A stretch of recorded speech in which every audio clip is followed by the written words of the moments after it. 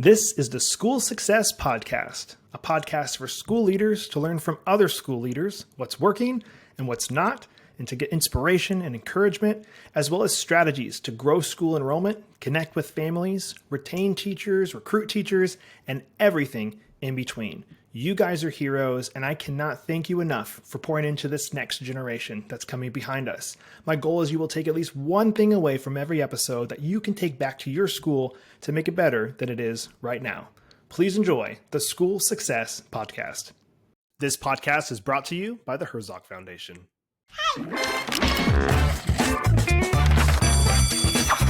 for school.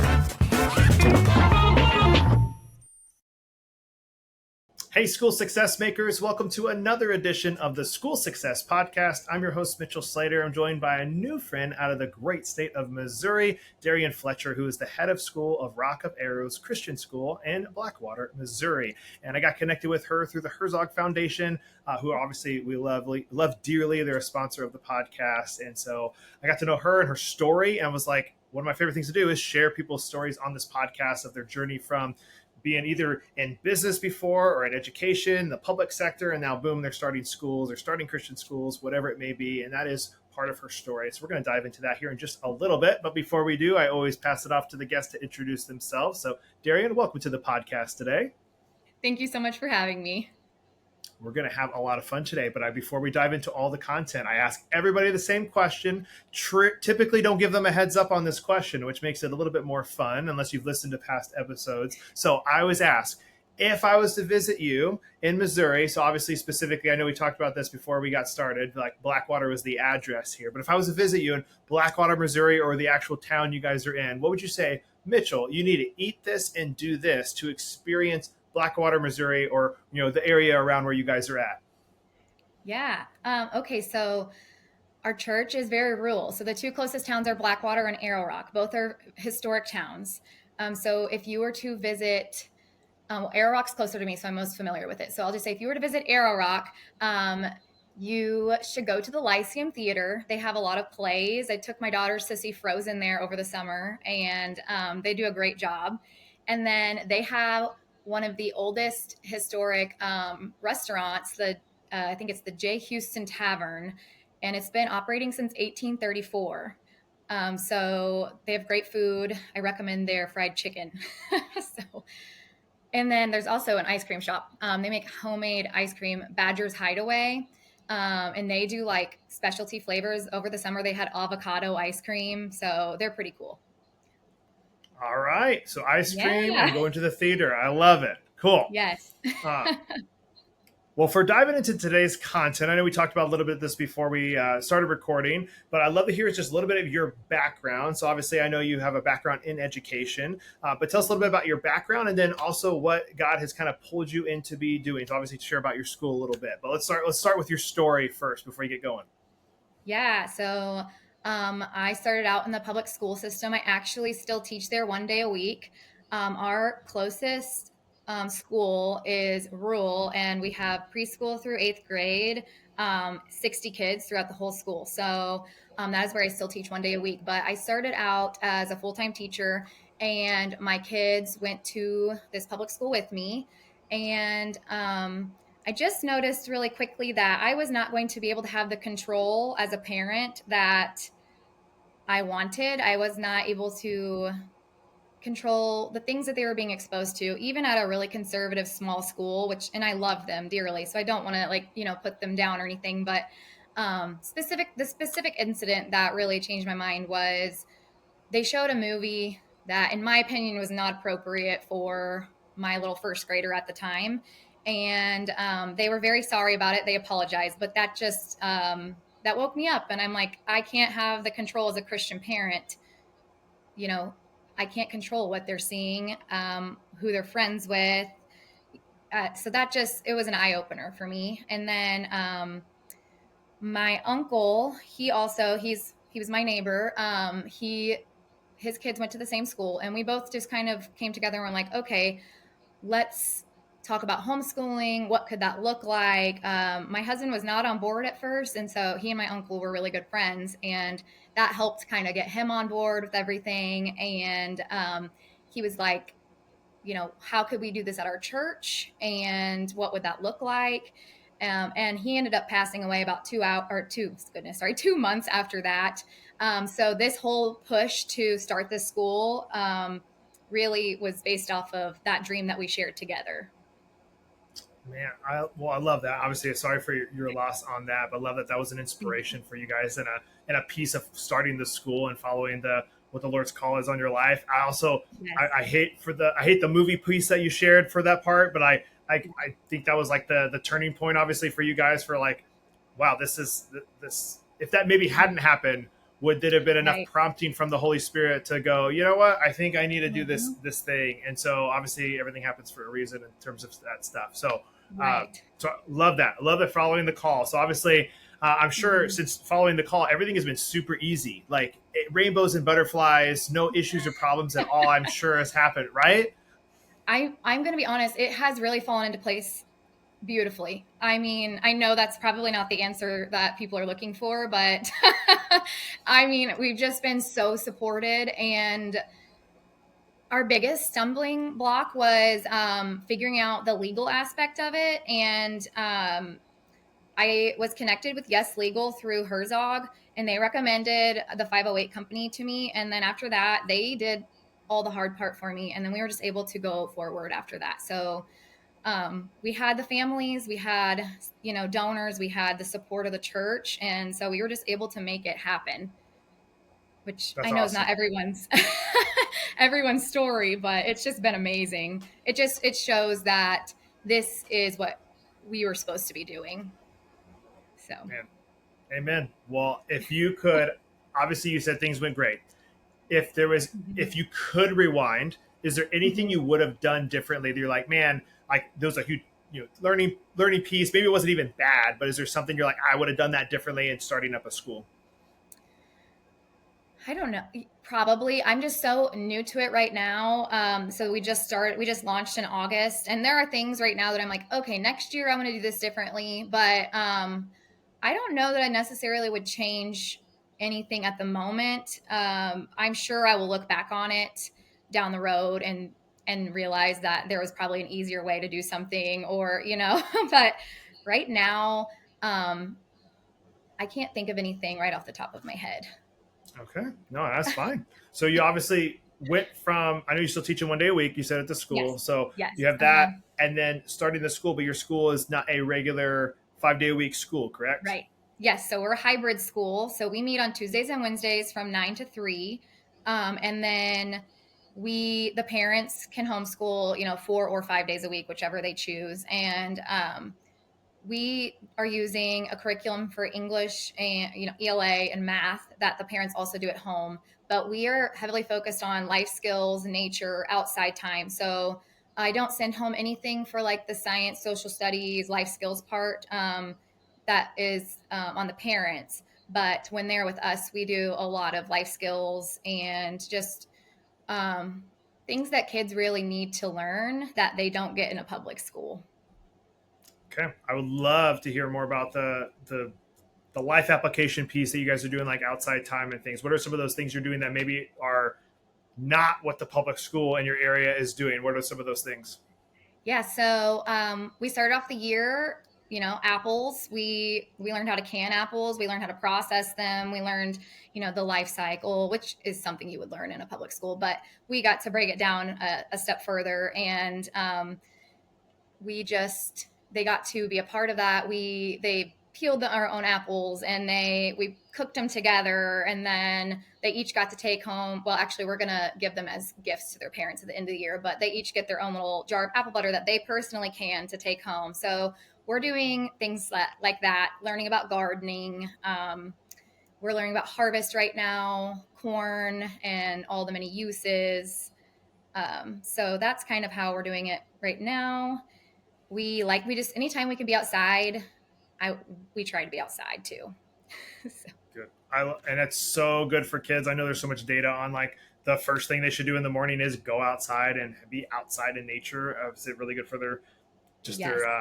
their my goodness, their personality levels, their I don't know what the right word is for. It's very good for them to be outside, Yes. obviously, and God's Yeah. God's nature. Hey, school success makers, Mitchell here. I just want to take a really quick break from the show to give a big, huge shout out to the Herzog Foundation. I absolutely love the Herzog Foundation. I've been friends and partners with them for a couple years now, but we're bringing it to a whole new level. And I'm excited to share that our very own School Success podcast is now featured on the Herzog Foundation Podcast Network. The Herzog Foundation is a powerhouse of resources designed to support schools like yours, from free training events through the Herzog Foundation Institute to their incredible online news publication, The Lion, and of course, our new podcast, Home. They have everything you need to stay informed and inspired. And if you're dreaming of starting your own Christian school or co-op, don't miss their online course, Schoolbox. It's a fantastic resource to help you get started on the right foot. At School Success, we're proud to partner with the Herzog Foundation to bring you these valuable tools and insights. So visit herzogfoundation.com to explore all they have to offer. Trust me, you won't want to miss out on these amazing opportunities for growth and success. And I love all the people over there, and I know you guys will too. So please, please go check them out, and you won't be disappointed. Now, back to the show. We do a lot of nature walks, experiments that we can do outside. We did like a thing on leaves where we, learned about why certain leaves are certain colors, and you soak them in alcohol, and it shows the different levels of different colors in them. And so we got to, I don't know, just do things like that you would not get at a public school. So I love it because you can have more hands-on time with them. Because obviously, smaller school, it's the hybrid model, which obviously gives you more intentional time, I guess I would say, for what you guys are right. doing. When you started, you said you already had existing families that were a part of it, and also donors or people that were there to fundraise. Can you tell me a little bit about that? Like, how did you find the first little bit of families you guys had, and also the donors? Like, that's a hard part for schools, especially starting up, to have like actual funds to start something. What did that look like? Yeah. So a lot of the families are from our own church. So that was a big pull for our church support, and a lot of our donors are also from the church and surrounding churches that, believe in the cause of Christian education. So as far as like, just once we started talking about doing this little hybrid school, we had some of our main families. So we only have 11 kids, but we don't want to be too big. We want to be kind of a micro school so we can get that personalized one-on-one education for each child. But, they started saying, oh, I want to be a part of this. And so that is kind of how it started.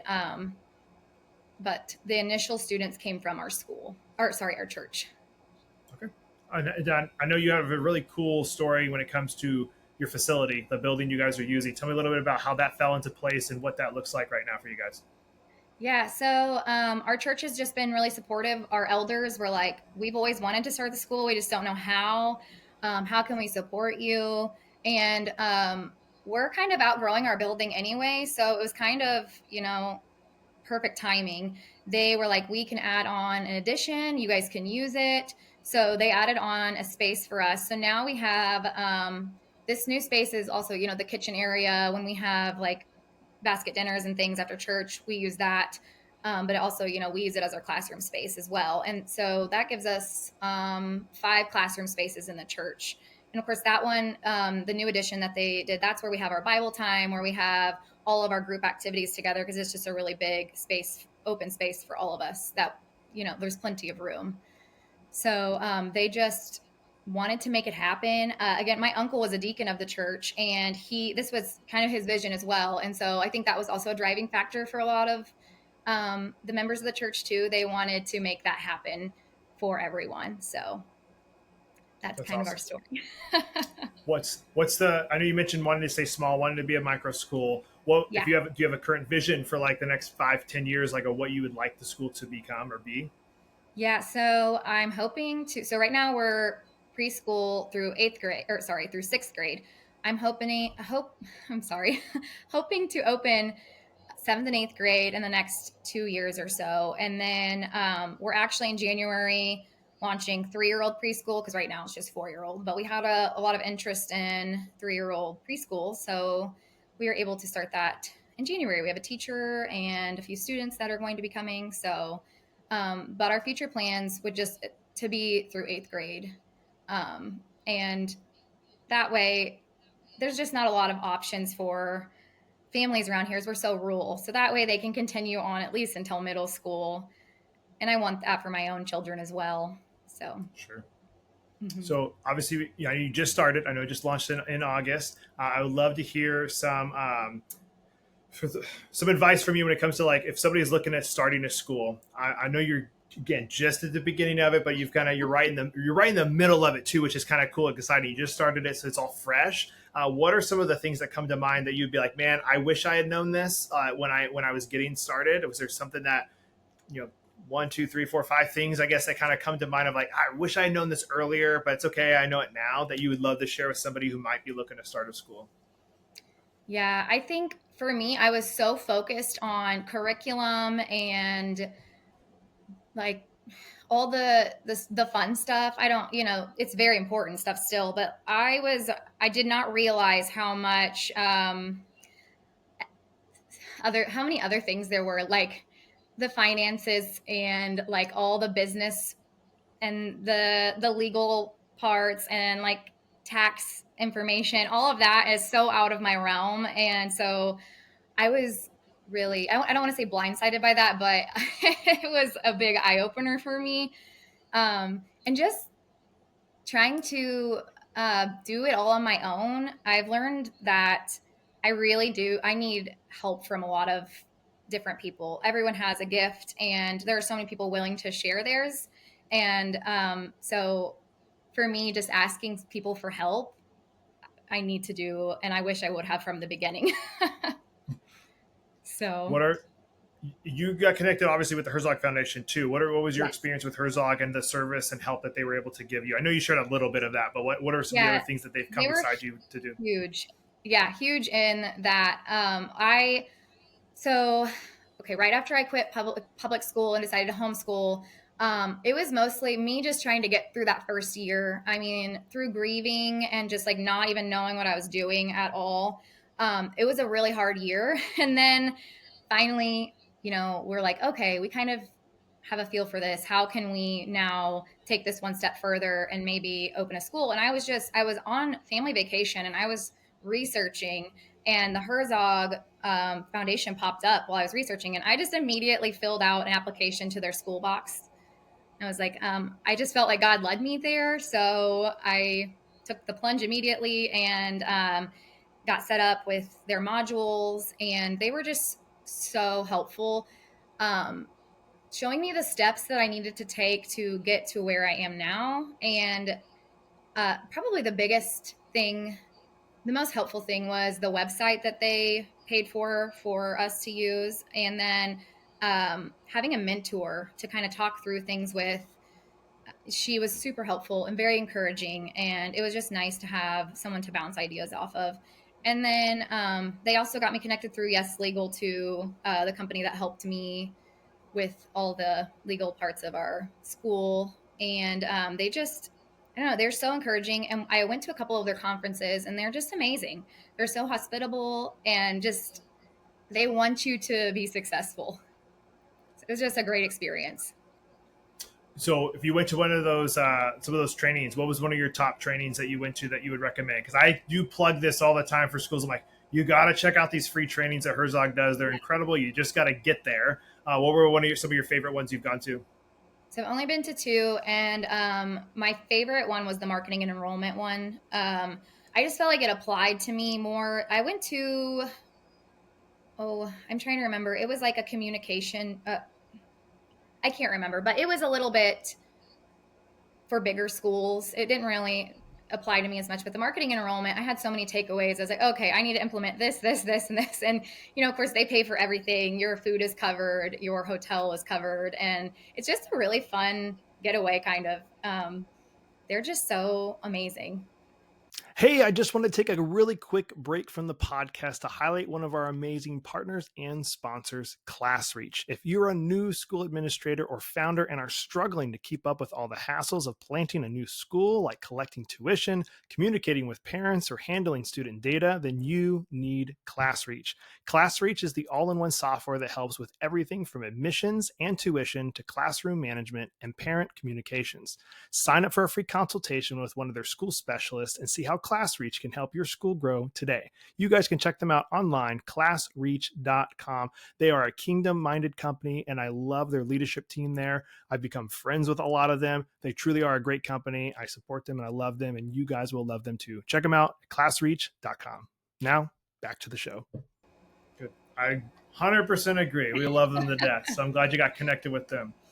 Yes. What do you, I'd love to specifically talk about for one of our last things is fundraising. Is there anything you guys are currently doing or have planned for fundraising? This comes up regularly with schools I talk to and meet with about finding new things to do. Obviously, you guys are in rural Missouri. Like, obviously, it changes the game a little bit as well. But do you guys have anything planned that you're trying to do for fundraising coming up?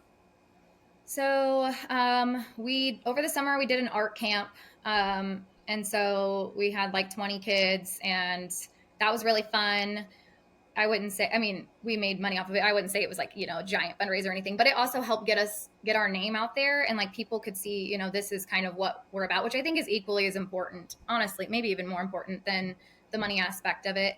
And then we've just done a few fundraisers here and there, like kettle corn, t-shirts, that kind of thing. But we have not done like a giant fundraiser yet. It's on my list of things to do, but right now I've just been so focused on getting our doors opened and focusing on the students that we have. Yeah, just add it to another list. Right. Check. I got to do a fundraiser. Another thing, another hat to wear as a head of school for sure. Yeah, and we actually have a parent who she is going to school for marketing right now, and she's like, "I will take this on for you," and I was like, all right, here you can definitely have that. That would be so helpful to me. So that'll be fun to see what she comes up with. Awesome. Good to have people that support you and have a skill set that you don't have to have join the team and be a part of it. I love that. Right. Well, yeah. As we wrap up, I always ask everybody the final question before we wrap it up. And it's I know a lot of this has been advice already, but if you were to share one final piece of advice for all the school leaders listening, what would that final piece of advice be? It would be trust God to work through your limitations.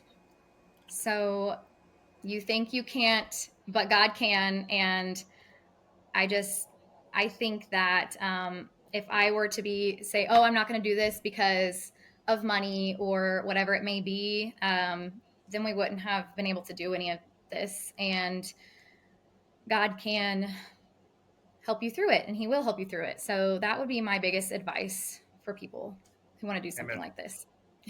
Awesome. Well, Derrian, obviously, thank you. I know it's a school year. I know you're already in I know you're probably off. You're technically off today, but I thank you for taking time out of the school year and out of your day to hop on and talk to the podcast and speak into these school leaders that are here. And thank you for obviously just want to encourage you and say thank you for following the call, the Lord's calling on your life to break away from what you're doing and actually start a school.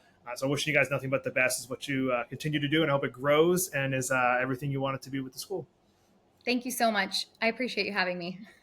Well, another huge shout out and a thank you to Derrian for taking time and being on the podcast today. I love what they're doing up there in Missouri, and I'm wishing them nothing but the best as they continue to grow and educate the next generation that's coming behind us. Also wishing them nothing but the best as they finish out their first year being in a school that is open. So obviously, if you guys are looking to start a school, I'm hoping this was an encouragement to you of seeing somebody who else has followed the call to start a school. And so if that's you, awesome. I encourage you guys to start your school as well. Or if you're in the middle of it, I'm hoping that was an encouragement to you as well. Because as always, I'm hoping that you guys take at least one thing from every episode that you can take back to your school to make it better than it is right now. Well, if you guys have listened to the podcast for a while, you've heard this before, but we have 3 free resources here at School Success we want to make sure you guys are aware of and you're not missing out on. The first one is, of course, the podcast. We are dropping episodes every single Monday morning, and we want to make sure you guys don't miss out on them. So if you haven't yet, subscribe. And if you haven't yet left a review, we'd love a 5-star review. It does help it get out there to more people. So we greatly, greatly appreciate it. The second one is on our website, schoolsuccessmakers.com. Top right-hand corner, there is a button, the School Success Report. It is a weekly email we send out to everybody who wants it. And it is different articles our team has either written or found online to make you guys more successful. And we also have different teacher shout outs and different things with the podcast we put in there as well. It's a great resource to get each week to just keep yourself moving forward in learning more about education and making you more successful, because that's what we're all about here at School Success. And lastly is our free private Facebook community called School Success Makers. I'm personally in there. Would love to see you in there as well. You can get connected with other school leaders across the country. There's also some people internationally that are in there as well. But you can ask questions, get some community built up, because community is so incredibly important, as we all know. We want to make sure you guys are getting that and you don't feel alone in what you guys are doing. So appreciate you guys. Keep doing what you're doing. Keep loving those students. And we'll be back here next week with another awesome guest as usual on the School Success Podcast. We'll see you then. The views and opinions expressed in this program are those of the speakers and do not necessarily reflect the views or positions of the Herzog Foundation.